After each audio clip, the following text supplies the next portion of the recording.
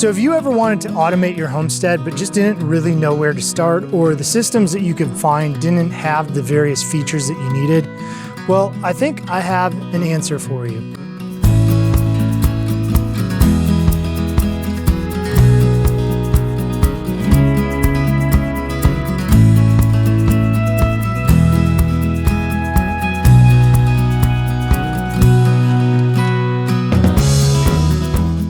These are from a company called YoLink, and they have so many devices that are incredibly useful for homestead automation that I want to go over some of the uses we've used them for here on the farm, like controlling various outdoor lights, our chicken brooder, our chicken tractor, our hydroponics growing system, and monitoring our freezers, pumping water, and many other uses here on the farm that's all enabled by something called LoRa, which is a long-range radio system that allows these devices to talk over up to a quarter mile. I'm now able to put something like this on the far side of the property and something like this on the far other side of the property and have them be able to talk to each other. YoLink also makes their devices to last about 2 years on 2 AAA batteries. So I'm going to step out of the screen here and tell you about some of the various devices that YoLink has. Now, this is not a full list, but it is most of the things that you would think of using on a homestead. So today I'm going to primarily focus on 3 items: the temperature humidity sensor, the smart plug, and a float switch. So these 3 IBC totes are tied together with plumbing underground. They fill up at the same time, but they're at the highest point on the property, which also happens to be the furthest point from any type of power or other infrastructure. So there's no power out here for me to put in a switch to basically stop these from filling once they're full. So what I've done is I've taken this YoLink water leak sensor, and it's actually got a little connection on it for a float switch. I put this float switch in the top IBC tote here, and when the water reaches that float switch, what this does is this then talks back to the hub in the house, and to give you an idea of how far away the home is, which then is able to talk to the switch for the pump, and it turns this off. So this switch is what runs our pump, which is in that well, and is able to pump water up to the top of the property so that we have passive water to our whole farm. So I can turn on the pump to fill these without having to worry about it, because this device here, the float switch, then tells my smart switch to turn off, and the smart switch is what is running the pump. So that way we don't end up running the pump with these full. I don't have to monitor them, and I can even look on my app and see if these are full or not. So out here in the shed, I have several freezers that are full of our farm-raised chicken, which is obviously pretty valuable to us, and we want to make sure that it doesn't go bad.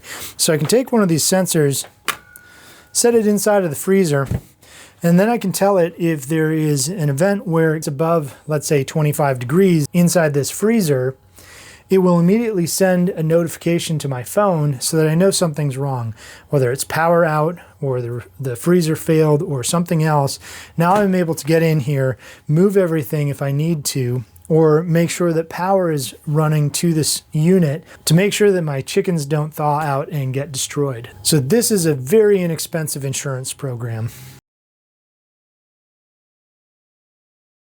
So this is our automated mobile chick brooder, and it's really, really important with brooding chicks to make sure that you have consistent temperature and a consistent, appropriate environment for them. In this case, we've got a fan right here that will suck air out. It'll also suck out humidity and bring in cooler air from outside. And we've got a ceramic heat lamp inside as well. And between those two, we can keep the temperatures and humidity exactly where we need them. But that's again where the YoLink temperature and humidity sensor come in, and the YoLink smart switch.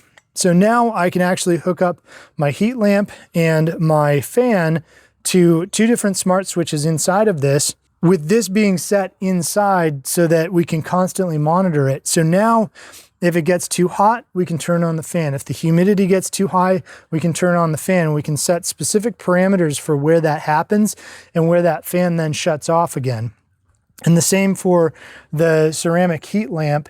We can turn that on or off depending on whether or not it's warm enough in this space for them. And then we can easily change those settings within the app as the chicks get older. So as the chicks get older, they need less help keeping themselves warm. So we don't have to have the heat lamp on as much. So being able to change those parameters on the fly is great. Additionally, we can monitor this. So if we need to run to town or be away from the homestead for a bit, we can actually watch and see if there's any weird temperature irregularities or issues where we need to get back and take care of that right away.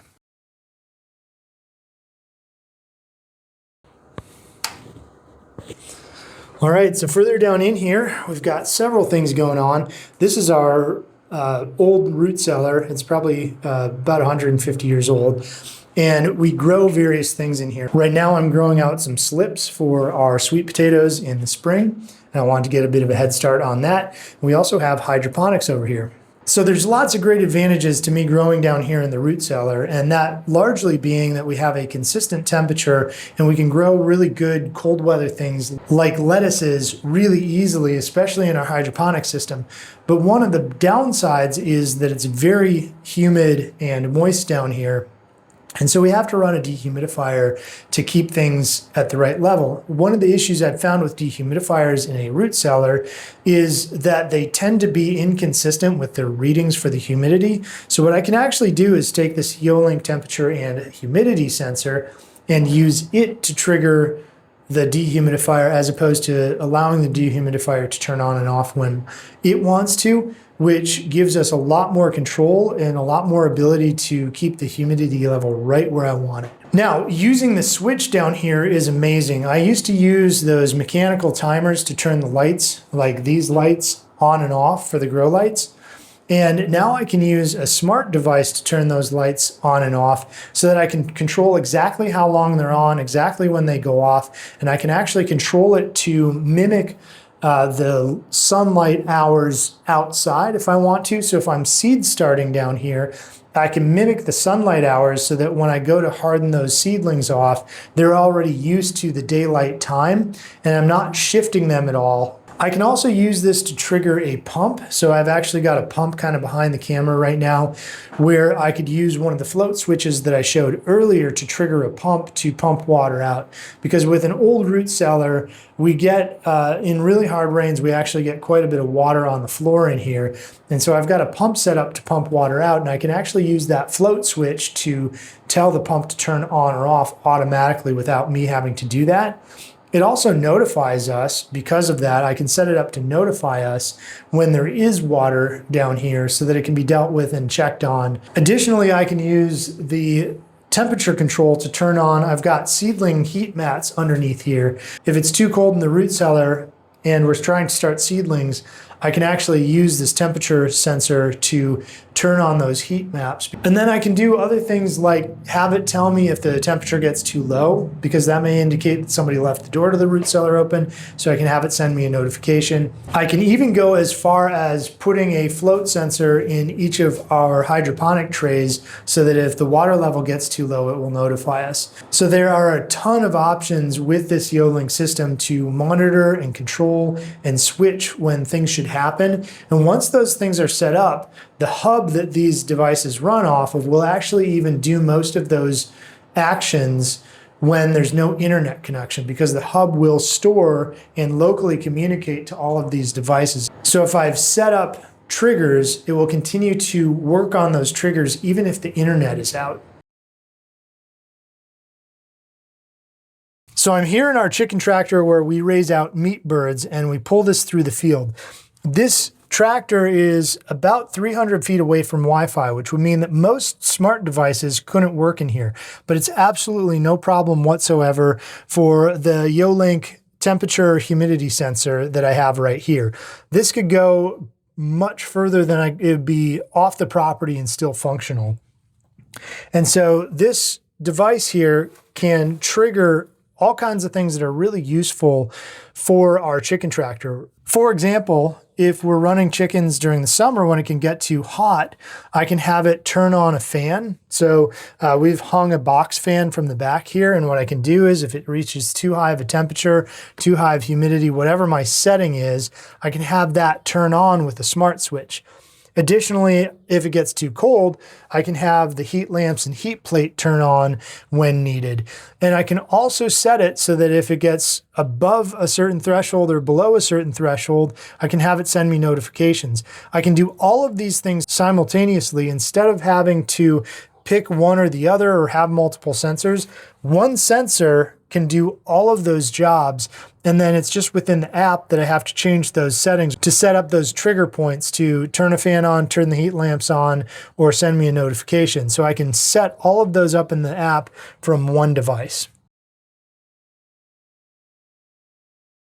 So this is a chicken coop that we have on property, and until now we've been using a standard Wi-Fi smart switch, and it's been working fine. But the issue with that switch is we're having to turn on and off the heat lamp based on the outside temperature from a weather service as opposed to the inside temperature of this coop.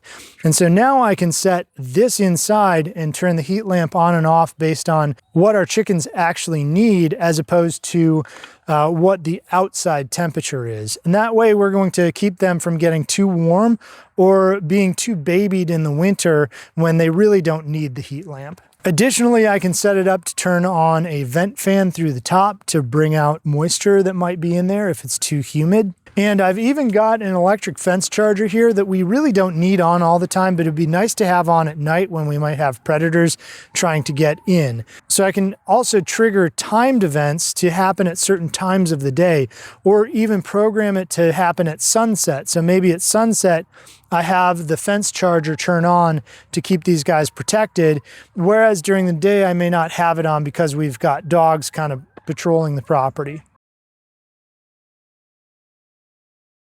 So with this plug, I actually have several exterior lights to the building plugged in through this receptacle with this YoLink device. Let me show you how that works. So you can see this light that's on here, that's connected to that plug. I've got one on the other side of the building, as well as another one over there, another one over there.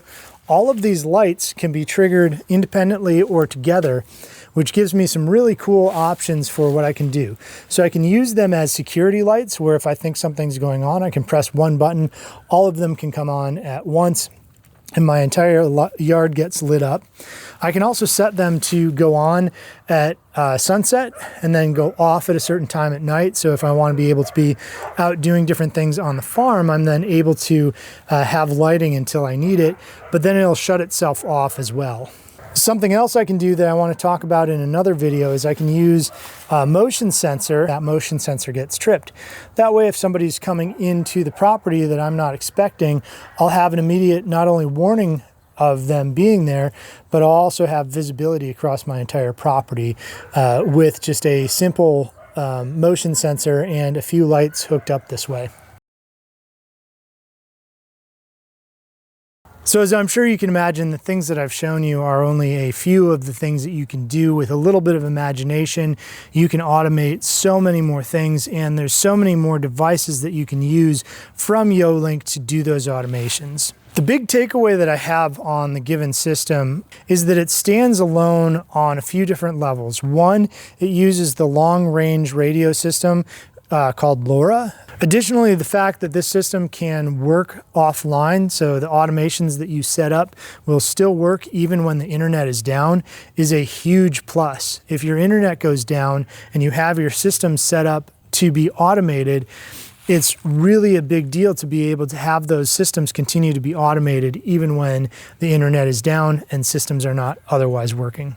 I also love the broad amount of different sensors and devices and switches and things that YoLink creates.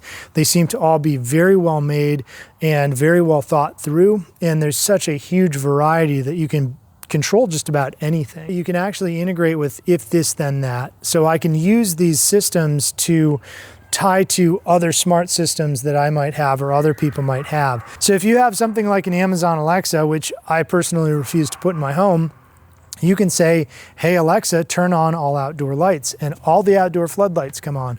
Or other automations, or hey Alexa, what's the temperature in the chicken coop? So using systems like if this then that, I can actually trigger other devices or other events that are not part of the YoLink ecosystem. I hope that gave you some inspiration, and maybe you've already set up some smart systems on your own homestead. I'd love to hear what you're automating with these smart systems and how you're using those.